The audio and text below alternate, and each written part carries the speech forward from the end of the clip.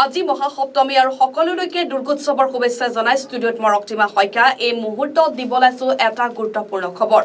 অৱশেষত গুৱাহাটীৰ ফ্লাইঅভাৰৰ পৰা মুছি দিয়া হ'ল গুৰুৰ আসন উল্লেখযোগ্য যে ষষ্ঠীৰ দিনাখনে মুখ্যমন্ত্ৰী সৰ্বানন্দ সোণোৱালে মুকলি কৰিছিল এই ফ্লাইঅভাৰখন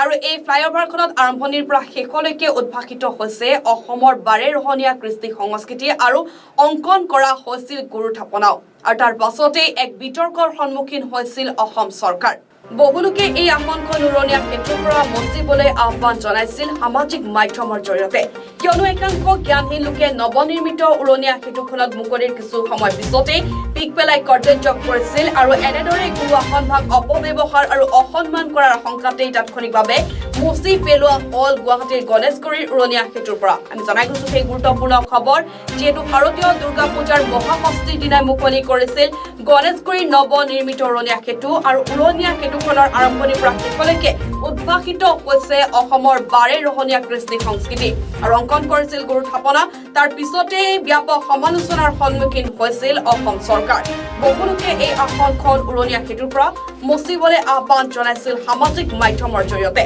কিয়নো একাংশ জ্ঞানহীন লোকে নৱনিৰ্মিত উৰণীয়া ক্ষেত্ৰখনত মুকলিৰ কিছু সময় পিছতেই পিক পেলাই কৰ্তব্য কৰিছিল আৰু এনেদৰে গুৰু আসনভাগ অপব্যৱহাৰ আৰু অসন্মান কৰাৰ আশংকাতেই তাৎক্ষণিকভাৱে মুচি পেলোৱা হ'ল গুৱাহাটীৰ গণেশগুৰিৰ উৰণীয়া ক্ষেত্ৰৰ পৰা আৰু এই গুৰুত্বপূৰ্ণ খবৰটো দিয়ে মই ৰক্তিমা শইকীয়াই বিদায় লৈছো চাই থাকিব বিজন টাইম অসম ধন্যবাদ।